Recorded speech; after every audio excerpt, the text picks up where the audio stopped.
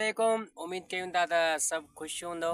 काफ़ी दोस्तनि माशाल्लाह पोइ मुंहिंजे वीडियो में कमेंट किया ज़बरदस्त हो। त माशाल्लाह अॼु असां हिकु बार ॿीहर पंहिंजे भाउ प्यारे पिरी रियाज़ अहमद साहब सां गॾु आहियूं। माशाल्लाह जेको मैकेनिकल इंजीनियर बि आहे।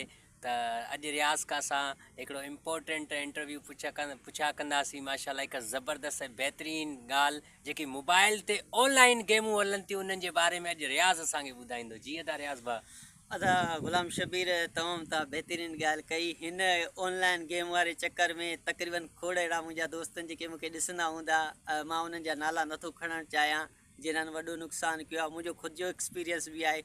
अदा गुलाम शबीर यकीन कंदे मुंहिंजा यूनिवर्सिटी जा जेके दोस्त आहिनि उहे न हिकु ॾींहं में बिलगेट्स थियणु पिया चाहिनि, हिकु ॾींहं में एलन मस्क थियणु पिया चाहिनि। मां उन्हनि खे तमामु सम्झाईंदो हुउसि। पहिरियां त गुलाम शबीर बिल्कुलु जेॾी महिल मां हुननि जी गेमूं कुॾंदे हुननि खे ॾिसंदो हुउसि न त 15,000 20,000 कमाइनि पिया, त मां बि जोश में अची वियुसि। मां बि सोचियो त मुंहिंजो हाणे मां बि हिकु ॾींहं में करोड़पति थियां।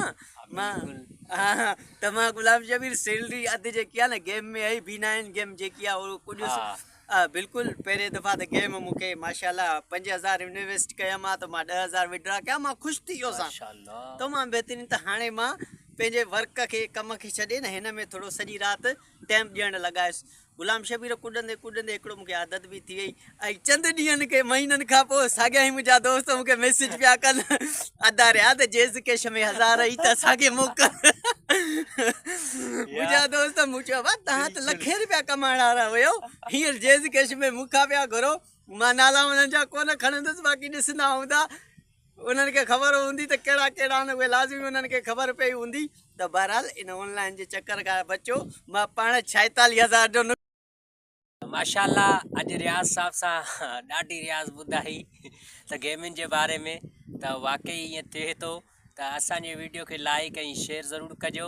मिलूं था हिकु नए वीडियो में, इंशाल्लाह उहो बि असांजो वीडियो फ़नी हूंदो।